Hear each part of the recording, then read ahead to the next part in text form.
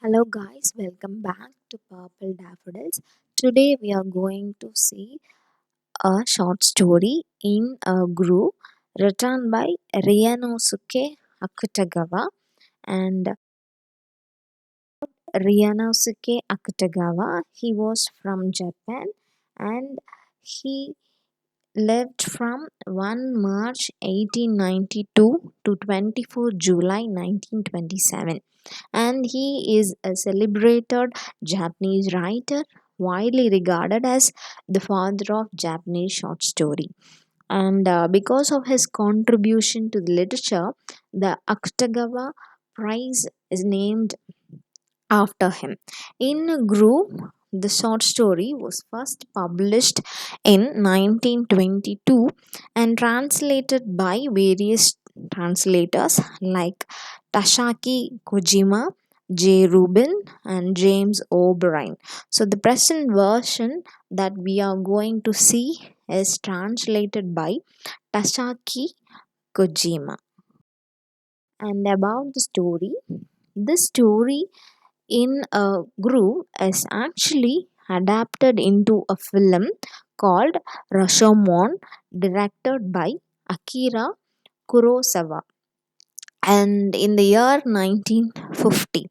And it talks about a single murder and the conflicting testimonies of various characters. And through this story, Hakutagawa shows that the truth is often difficult, if not impossible, to pin down, and it centers on a mysterious death of a samurai in a bamboo grove. And each witness offers a different version of the event, and no single account can be fully trusted. And the plot overview, as I said earlier, it revolves around a murder of a samurai in a group, and this case is brought to a high police office commissioner. And this high police commissioner, he inquires the case by bringing in seven different witnesses. So the seven different witnesses are a woodcutter, a priest, a old woman, a policeman, the bandit Tajomaro, the samurai's wife, and the dead samurai himself speaking through a medium. And each character gives their own testimonies, and which is contradictory from one another. And the readers is left to weigh conflicting versions of the truth and never receives the definite answers. So the character that you can find in the story are High Police Commissioner, woodcutter, Buddhist priest, policeman, old woman, Masago's mother, Tajomaru, the bandit. The bandit, in the sense, the one who is involved in robbery, disturbing people, and killing, raping, and all these things. And Masago, 19-year-old, the samurai's wife. Kanazawa no Tahiho, 26-year-old samurai. And in some versions of the story, the name Tahiho is rewritten as Tahihiro. There might be a change in the spelling, okay? And when the story begins, the short story opens, Akutagawa brings in the first testimony that is given by the woodcutter. He comes to that he gives to high police commissioner. So he says his job is to cut the trees and sell it in the market. So he has his own everyday unit to cut. So on the day on which the murder is happened, this man, the woodcutter, as usual, he went to the grove, and when he was about to cut his part of the trees, he found a dead body. Okay, he discovered the body in the bamboo grove, and about 150 meters from the Emeshina road, and the body was lying flat on its back, dressed in bluish silk kimono and wrinkled headdress of Kyoto. And the man had been killed by single sword stroke thrust on thrust to the chest, and the blood around the wound had already dried. When questioned, the woodcutter states that he saw neither a weapon nor a horse at the scene. However, he noticed a rope and a comb lying nearby. The disturbed and trampled leaves convinced him that the violent struggle had taken place before the murder. After his witness, the second witness, the priest, the Buddhist priest, has been called by the High Police Commissioner. So, the second witness, a Buddhist priest, traveling Buddhist priest, he recollects the incident that happened before the murder of the samurai, and he says that he saw the dead man his before his death, or before the day. He says he was traveling in the road from Sikiyama to Yamashina, and he was accompanied by his wife.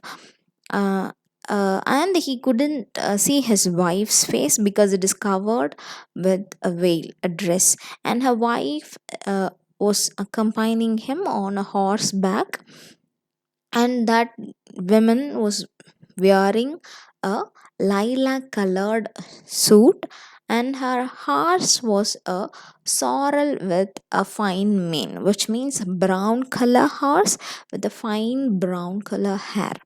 And that woman might be about 4 to 5 inches. And then he also says, since he was a Buddhist priest, he couldn't look into the details about the women. Okay, then he says the samurai, he carried a sword, a bow, and a black quiver filled with some 20 odd arrows. And the priest did not expect the man would have had such a fate, and he compares the human life to the morning dew or a flash of lightning, because he says human life is unpredictable, like it vanishes in a minute when the sun reaches the dew, or like a lightning, it will come in a flash and immediately disappears. That is what he meant by saying the death of the man, equating it with the life, unpredictable life of a human being. After this, there comes the third testimony that is given by a policeman. Okay, the police officer, he had captured the notorious bandit Tajomaru. The officer explains that Tajumoro was found after being thrown from a horse, matching the description given by the priest. When arrested, the bandit was carrying a bow, a black quiver that belongs to the dead samurai, and he was wearing a dark black silk kimono and a large plain sword, not the one that the samurai had. It was different from that one, because he already sold that sword, samurai sword. And this police officer, he also found a horse, a sorrel with a fine mane, the same horse that the priest said no about the lady she was traveling in. The same horse, this policeman also found the same horse nearby the place where he arrested Tajumoro. And grazing, that horse was grazing by the roadside with rain dangling. Surely there is a providence in his having been thrown by the horse. So he believed that Tajumoro might have been thrown down by the horse. That is why the horse rein is dangling.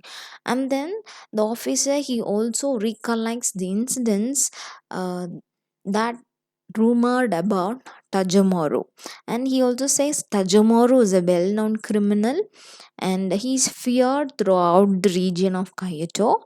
And he also recollects the rumors and of the bandit and the previous crimes also, and in which he was involved in the murder of two women who came to the temple back of Pandora of the Tor Torbay temple. And then he also says, since because of his damaged reputation and by the witnesses, therefore given by the woodcutter and the priest, and the belongings of the dead person that is carried over by Tajomoru, the policeman suspects he will be the murderer of the samurai. And he also suspect he might be the reason for the disappearance of the samurai's wife as well. And next comes the mother's testimony, or you can say the old woman. The old woman or the mother is the mother elderly woman who identifies herself as the mother of missing woman. She reveals that her daughter's name is Masago and that the dead man is her husband, Kanazawa no Takiho, a samurai from Wakasa province. The old woman describes Takiho as a gentle, honest, and respectable man who was unlikely to have enemies. She also speaks highly of Masago, portraying her as beautiful, loyal, and strong willed. According to her, Masago had never known any man other than her husband, and deeply worried about her daughter's disappearance, the old woman begs the authorities to find her and discover what has happened. The next witness is the bandit, the villain, Tajomoru himself. So the Tajomoru, he never gives the witness, he gives confession. He openly admits killing Takiho, but he denies that he about the whereabouts or knowing Masago. He don't know where Masago has gone.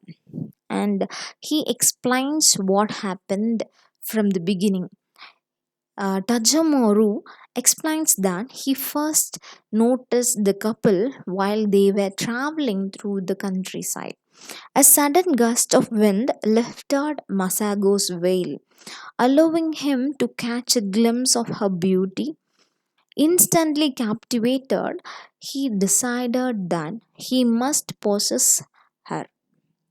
However, he claims that he did not originally intend to kill her husband, and he decides he wanted to have Masago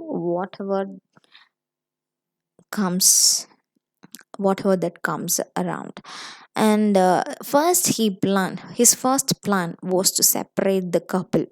To separate the couple, Tajamaru deceived a clever trick. He approached Tahigo and told him that he had some hidden valuable swords and mirrors, and he had discovered it in the grove nearby, and he want to sell it at very low price. So interested by this treasure, Tahiho, he insisted rather than telling any other person to buy those things, he want to buy it himself. So Tahiho followed Tajomoru into the forest. Once they were into the forest, while three of them were going into the forest, uh, Tahiho made Masago to wait at the place, and then he went inside before Tajamoro starts going into the forest. So now Tahigo goes in front and Tajamoro follows him. When Tajamoro ensures there were not anyone around them, he attacked Tahiho unexpectedly. Even though Tahiho is a samurai, he didn't expect this unexpected attack. So he couldn't or say protect him, or he couldn't attack back. So what this Tajumaro the bandit did, he attacked Dahiho and tied him into the tree and collected all the dry leaves and stuffed it into Tahiho's mouth, the samurai's mouth, to prevent him from shouting. Then he went to Masago, the samurai's wife, and told her that your husband is ill. He suddenly fell ill. That's what he says. When he says this thing, Masago immediately, without having any second thought, came down the horse and towards went into the forest. When she was in going into the forest, she witnessed her husband was tied into a tree, and she senses that something was wrong, and she immediately drew a dagger and attempted to defend herself from Tajamoru. But however, Tajamoru is a well built man. He managed to disarm her and raped her. So, according to Tajamoru, the situation changed drastically afterwards. So, Masago became emotionally distraught and declared that she could not bear the shame of having two men know about her dishonor. She insisted that one of them must die. Tajamoro claims that he was so impressed by her spirit that he wanted to marry her. So he thereafter untied Takiko. When Masago said she wants any one of them, either Tajomaru or Takiko, to be alive, Tajamoro, what he did, he immediately went to Takiko and cut the ropes, and then gave him the sword and asked to fight. So when the two men were furiously fighting, at the 23rd strike, Tajamoro struck the sword in the chest of Takiko. And when uh, he killed Takiko, Tajamoro looked for Masago, but she was nowhere to be found, and he thought she might have fled the forest. So Tajamoro took all the samurai's weapon and the horse before escaping, and later getting rid of the samurai sword. And he concludes by accepting whatever punishment the authorities choose to impose on him. He is ready to accept any punishment that is being given to him. So there comes the next testimony, and that is given by Masago, the samurai's wife herself, at Kiyomizu temple. Okay, she is giving this testimony from Kiyomizu temple, and she says after raping her, Tajamoro left, and when she looked at her husband, she thinks that her husband, rather than expressing sympathy, his eyes is filled with coldness, hatred, and that made her feel uneasy. And she found the silent gaze more powerful, painful than the assault itself. And overwhelmed by shame, she felt that she could no longer continue living. She begged her husband either to forgive her or to kill her. However, he remained silent, starting at her with the same expression of scorn. Believing that death was the only escape from her suffering, she decided that both of them should die. In the state of emotional turmoil, Masago stabbed her husband in the chest with her dagger. She then cut the ropes that bound him and fled the group. Although she repeatedly attempted to take her own life afterwards, she lacked the courage to complete the act. Throughout her confession, she expressed profound guilt and sorrow. Next witness is Tahiko, the samurai himself, giving the testimony through a medium. So the final testimony comes from Takiko's spirit speaking through a medium. A medium can be anything, either water or sun or air, or through any person as well. So his account present at another version of the event. So according to Takiko, after the rape, Tajamoro asked Masago to become his wife. So to Takiko shock, she agreed. Masago agreed for Tajomoro's demand of marrying him without even thinking about her husband, who's been tied to the tree and who witnessed with his bare eyes how his own wife is raped in front of him, and he couldn't do anything. Such kind of pain he was in. But then he couldn't agree that his wife, without even giving a second thought about Tahiko or their bond, she immediately accepted Tajomoro's proposal. And that made Tahiko very much uh, disgust himself and distress. It brought him more distress. And but she made Masago, even irrespective of thinking about husband, she immediately accepted the proposal of Tajomoro, and she also insisted Tajomoro that Tajomoro had to kill her husband. So hearing this request filled Tahiho with despair and disgust. Tajomoro himself was reportedly horrified by Masago's demand.